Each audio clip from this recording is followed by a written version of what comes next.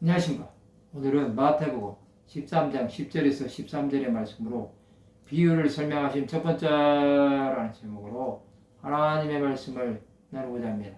본 말씀은 제자들이 예수께 나와 이르되 어찌하여 그들에게 비유로 말씀하시나이까. 대답하여 이르시되 천국의 비밀을 아는 것이 너에게는 허락되었으나 그들에게는 아니 되었나니 무릇 있는 자는 받아 넉넉하게 되되 없는 자는 그 있는 것도 빼앗기리라. 그러므로 내가 그들에게 비유로 말하는 것은 그들이 보아도 보지 못하며 들어도 듣지 못하며 깨닫지 못함이니라. 제자들은 예수께 비유로 말씀하시는 이유를 여쭈어 봅니다. 천국의 비밀은 제자들에게는 허락되었습니다. 그러나 우리에게는 허락되지 않은 것입니다. 제자들은 하나님 나라에 관심이 있었습니다. 그러나 우리는 이 땅에 관심이 많아서 비유로만 말씀하신 것입니다. 예수께서는 있는 자는 받아 넉넉하게 되지만 없는 자는 그 있는 것도 빼앗긴다고 말씀하십니다. 천국은 침노하는 자만 들어갑니다. 그러나 하나님의 뜻과 상관이 없이 사는 사람에게는 천국은 아무런 의미가 없습니다. 그들에게 비유로 말씀하시는 이유는 보지 못하고 듣지 못하고 깨닫지 못하기 때문입니다. 하나님은 사람의 생각을 아시기 때문에 천국을 보여주시지 않는 것입니다. 또 그들이 하나님의 말씀을 듣는다고 해도 들리지 않게 하신 것입니다.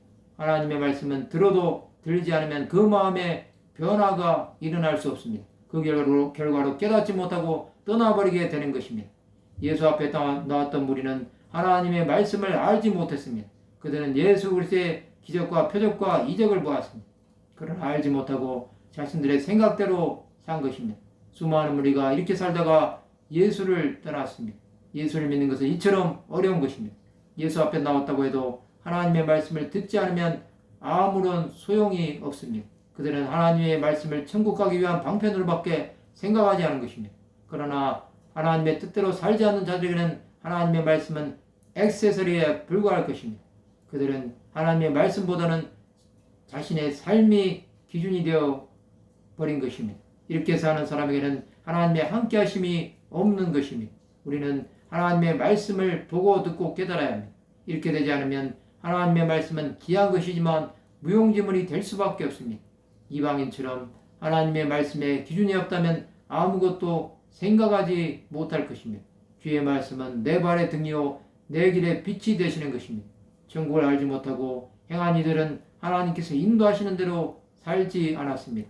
또 자신들의 마음대로 살다가 구원에 이르지 못한 것입니다.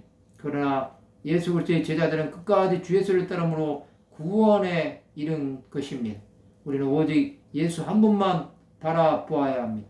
또 그가 주시고자 하는 은혜를 받아야 합니다. 그것이 우리가 삶 속에서 주 예수를 통해 누리는 축복이 될 것입니다. 이러한 은혜 가운데 살아가시기 바랍니다. 말씀을 마치고자 합니다. 하나님 나라에 대해 보고 듣고 깨닫는 하나님의 백성들이 되시기를 주님의 이름으로 축원합니다.